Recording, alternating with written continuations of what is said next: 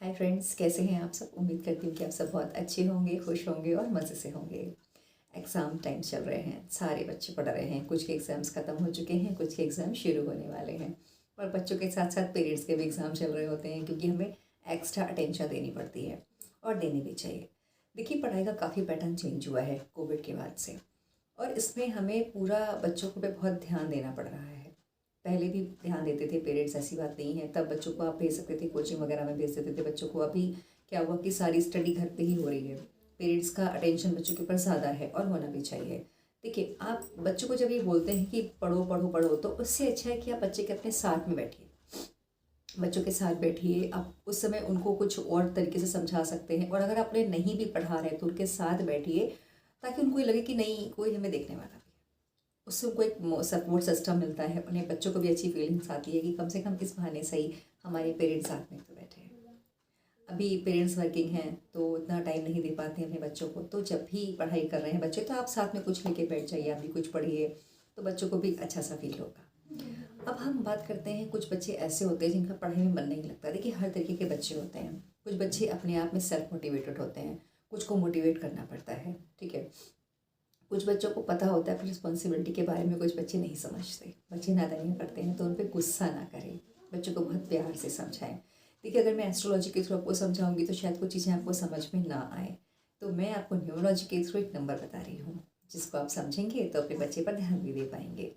देखिए, पढ़ाई का कारक है बुध, ठीक है। तो बुध जैसे भी हमारी राशि में होता है, हमारी कुंडली में जहाँ पे बैठा होता है, उसकी प्लेसमेंट क्या है, वो किस ग्रह के साथ बैठा है, ये हम सब कुछ देखते हैं।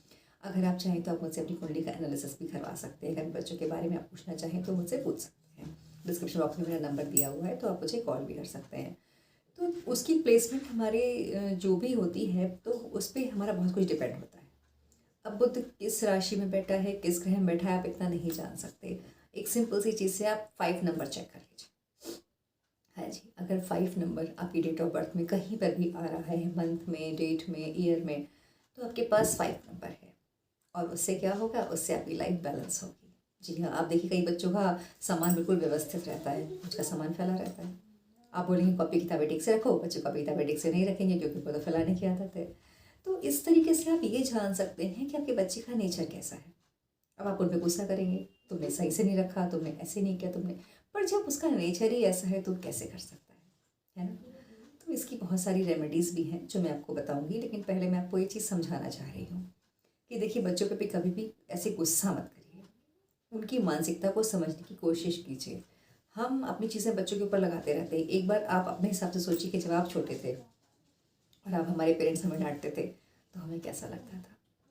देखिए, प्रॉब्लम्स चाहे कितनी भी क्यों ना हो, पर बच्चों की बात जानने के लिए आपको बच्चों के लेवल पे आना पड़ता है। जी हाँ, तभी आप उनके अच्छे दोस्त बन सकते हैं, उन्हें समझ सकते हैं, और वो आपसे अपनी बातों को शेयर कर पाएंगे। अब पढ़ाई के लिए आपको क्या करना है, आप ग्रीन कलर का यूज़ करिए। हाँ जी, उनके रूम में, उनके स्टडी टेबल पे ग्रीन कलर का कपड़ा बिछा सकते हैं, या ग्रीन कलर की शीट बिछा सकते हैं, ग्रीन कलर की बेड शीट यूज़ करिए, ग्रीन कलर के फ्लावर्स लगा सकते हैं आप, ठीक है। ग्रीन कलर से डेकोरेट करिए, और उनकी स्टडी टेबल पर आप एक इलायची का डब्बा भी रख सकते हैं, जिससे उनके बुध ग्रह को और अच्छे से पावर मिलेगी। और बुध अच्छा होगा तो उनकी बुद्धि भी अच्छी होगी और पढ़ाई भी बहुत अच्छे से करेंगे वो। तो आप ये रेमेडी को कर सकते हैं। दूसरा, आप अपने बच्चों की पढ़ाई के रूम में आप सरस्वती जी की फ़ोटो लगाइए। सरस्वती मंत्र सब बच्चों को आता है, और नहीं आता है तो उन्हें सिखाइए। ओम ऐं सरस्वती नमः। बच्चे इस मंत्र का जाप करें। देखिए, जो आप कर रहे हैं बच्चे वो आपसे सीख रहे हैं। भले ही बच्चा एक बार पढ़े, हम नहीं कहते हैं 5 बार पढ़िए, 11 बार पढ़िए, बच्चा एक बार पढ़े, पर अच्छे से पढ़े। बच्चों को ध्यान करना सिखाइए, थोड़ी देर ज़रूर बैठाइए बच्चों को, 5 मिनट बैठाइए, 10 मिनट, जितनी देर भी उनका मन लगता है, और आप लोग उनके साथ बैठिए। देखिए, आज की लाइफ इतनी भागम भाग वाली हो चुकी है ना, कि हम 5-10 मिनट भी नहीं निकालते, लेकिन ये गलत है। बच्चों के साथ टाइम एक्सपेंड करिए। पहले के टाइम पे देखिए कि बच्चों को पढ़ने के लिए गुरुकुल भेजा जाता था, है ना। हमारे जितने भी आप कथा देख लीजिए, रामायण देखिए, महाभारत देखिए, उसमें भगवान जी जो हमारे थे वो पढ़ने के लिए बाहर जाते थे। वहाँ वो जंगल में रहते थे, घर के सारे काम वो करते थे, और एक प्राकृतिक वातावरण मिलता था, है ना, पेड़ पौधे, और मतलब नेचर इतनी अच्छी सी मिलती थी उनको वहाँ पे, तो उससे उनका बुद्ध ग्रह बहुत जल्दी एक्टिवेट होता था, क्योंकि वहाँ 2 चीज़ें मिलती थी, एक बुद्ध और एक गुरु, और दोनों ही अच्छे हैं, है ना। तो उनकी बुद्धि अच्छी होती थी, उन्हें गुरु की इज्जत करना पता होती थी। आज की डेट में क्या होता है, टीचर ने डांट दिया, बच्चा घर आया, मैं तो टीचर अच्छी नहीं है, टीचर गुस्सा करती है, डांटती रहती है, और आपने भी हाँ में हाँ मिला दी। आपने पता है क्या किया, आपने अपने गुरु ग्रह को ख़राब कर लिया। हाँ जी, हमें नहीं पता होता कि हम छोटी छोटी गलतियाँ करके कितनी बड़ी गलती कर देते हैं। देखिए, अगर आप रिस्पेक्ट नहीं करेंगे तो बच्चा कभी रिस्पेक्ट नहीं करेगा।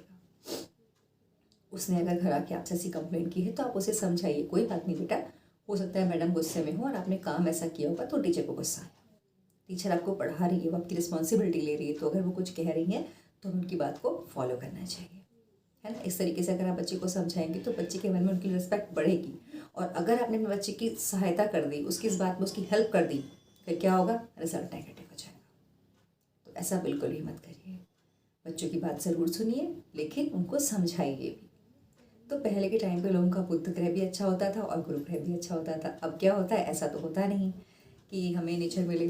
तो आप क्या कर सकते हैं, आप अपने घर में प्लांट्स लगाइए, ग्रीन प्लांट्स, और बच्चों से बोलिए कि उसमें पानी दे के आया करें, उससे भी उनका बुध ग्रह अच्छा होगा। आप अपने बच्चों के वेट के बराबर हरा चारा 5 वेडनेसडे करा दीजिए, और वो आपको गाय गौशाला में दान करवाना है जी। इससे भी आपका बुध ग्रह अच्छा होगा, आपके बच्चों का बुध ग्रह अच्छा होगा। आप खुद भी कर सकते हैं। देखिए, जिसकी भी कुंडली में बहुत प्रॉब्लम करता है, उनकी लाइफ में प्रॉब्लम्स चलती रहती हैं। उनके दांतों में प्रॉब्लम होगी, उनको अंदर से बड़ी फ्रस्ट्रेशन सी रहती होगी, उनका काम पूरे नहीं होंगे, हर काम में रुकावटें आएंगी। तो हम ऐसे डिनोट कर पाते हैं कि आपका बुध ग्रह कैसा वर्क कर रहा है। फिर वो जिसके साथ बैठता है उस वैसे रिजल्ट देने लग जाता है। तो हम इससे पता लगा सकते हैं। बाकी मैंने आपको 5 नंबर बताया, क्या 5 नंबर चेक कर लीजिए। अगर 5 नंबर है तो बहुत अच्छी बात है, और अगर नहीं है तो उसकी रेमेडीज़ होती हैं। आप उनको लकड़ी का ब्रेसलेट पहना सकते हैं।